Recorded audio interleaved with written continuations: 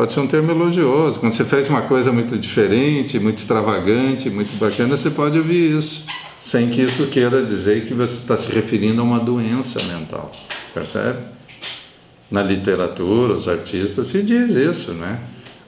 Existe muita discussão entre a vinculação entre criação artística e loucura, né? Muitos artistas tinham doença mental e, apesar disso, criavam maravilhosamente bem, né? O Van Gogh era um bipolar, ele se automutilou, ele cortou a orelha, ele se matou, entende? Ele tinha doença mental e é um pintor fantástico. Muitos artistas tinham doença mental. Então essa é uma discussão, né, que existe. Será que loucura favorece a criatividade artística? Alguns acham que sim. É uma discussão interessante essa. Mas a gente não sabe bem o que quer dizer loucura, porque o termo é ambíguo e ele é utilizado em vários sentidos, né? Você pode ver, às vezes, quando alguém faz algo genial, que loucura bacana isso aí. Então, a palavra loucura na literatura e no senso comum, ela é indistinta e não é específica, não é o jargão técnico.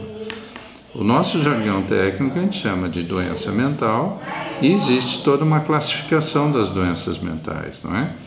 Que é feito tanto por várias instituições. A Organização Mundial de Saúde tem uma classificação das doenças todas, tem um capítulo das doenças mentais, né?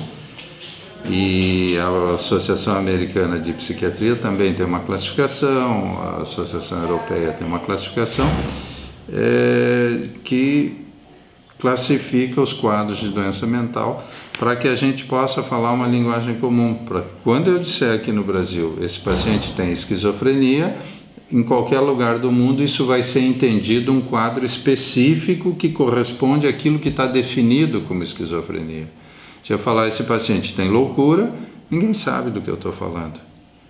Alguém vai entender, tem algo de errado, mas não sabe do que eu estou falando. No fim do século XIX, final do século 1880, 90, até 900, 910, se usava, não havia a palavra psiquiatra, se usava o alienista. Você deve conhecer o alienista do Machado de Assis. Era o termo correto, o alienista e o alienado. Alienado era o doente mental. Só que naquela ocasião não havia uma classificação das doenças ainda.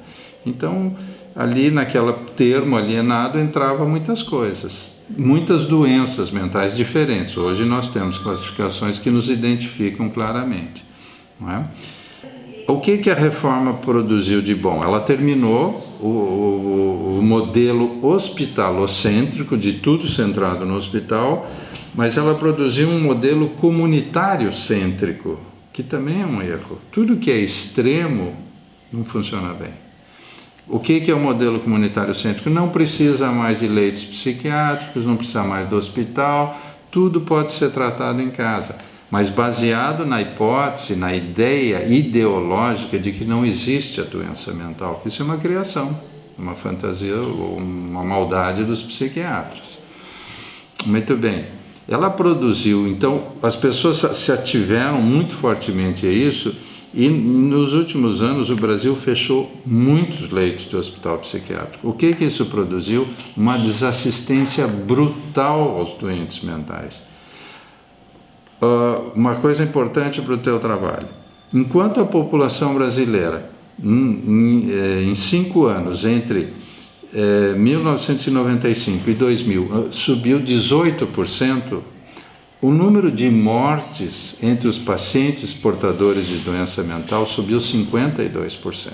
Portanto, é um acréscimo muito além do crescimento populacional, e essa mortandade que gerou foi gerada por fechamento dos leitos psiquiátricos, porque não havia...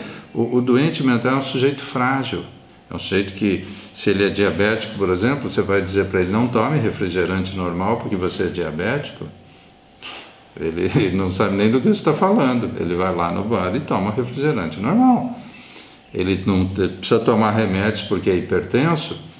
Não quero tomar isso aqui, não me interessa. Sabe, porque ele tem um transtorno mental. Então ele não avalia adequadamente as coisas. Então é um sujeito frágil, também pela própria doença mental ele é frágil.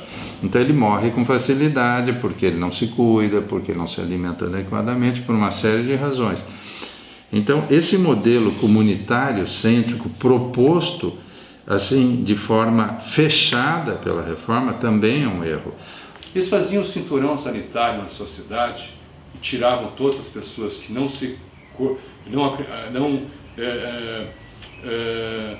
estavam aptas a conviver com as determinações que a sociedade colocava, que a norma colocava, e mandavam para cá. Tá? Porque é só olhar os números dos interiores que mandam para cá. Porto Alegre manda em 1928, 29, 439, Pelotas 65, Santa Maria 51, Rio Grande 39, Cachoeira 30, sabe? Quem mais vinha para cá? Domésticas, pessoas do lar, jornaleiros, pessoas que faziam jornadas, né? Lavradores, agricultores, pessoas de profissão mais humilde que vinham para cá. Embora médico em 1928 tinham sido internados 13 aqui dentro. Assim como farmacêuticos, grandes deles internados aqui, a maioria por usuários de morfina. A partir de então, nós vemos diminuindo essa população. Hoje nós praticamente não temos mais moradores. Temos ainda um grupo muito pequeno de moradores aqui que em 2, 3 anos estarão extintos de morarem aqui dentro. Não, a população não. Porque estão sendo levados para residenciais terapêuticos, para outros locais mais apropriados. Os que ainda têm algum vínculo familiar, a gente tenta devolver para a família, mas hoje nós temos 138 pacientes, aliás, não, 130 pacientes aqui dentro do hospital. Em 2, 3 anos, todos esses pacientes que são ainda da população grande que houve aqui, estarão em residenciais terapêuticos em outros locais. Aí o hospital se torna efetivamente, a era asilar do São Pedro acabou já há 20 anos atrás. Há 20 anos não se interna para morar aqui dentro ninguém. Os pacientes que vêm para cá têm tempo médio de permanência de 3 semanas. 3 semanas. Vem aqui, trata o surto, trata a fase aguda e é devolvido para a rede de assistência, para a família, para continuar o tratamento no seu local de origem. Tá? A reforma psiquiátrica é um movimento mundial que tinha muito sentido, ajudou muito, porque até a década de 1970, até 80 mais ou menos, o INSS da época, o INAMPS, gastava 98% do seu orçamento em internações hospitalares. Isso é um absurdo, porque não destinava nada de dinheiro para tratamento ambulatorial, ou seja, tratamento na rede, para o paciente permanecer no seu local de origem. Então esse movimento veio ajudou muito a mudar isso, mas criou, ao contrário, como isso veio embasado numa situação ideológica muito forte, que dizia o seguinte: o movimento não fala sobre isso, mas toda a teoria que embasa isso é dizer o seguinte: não existe doença mental. O que existe são problemas sociais. As pessoas têm problemas sociais, por isso que elas se desorganizam, por isso que elas se desestruturam, e não existe a doença mental, isso é criação dos psiquiatras.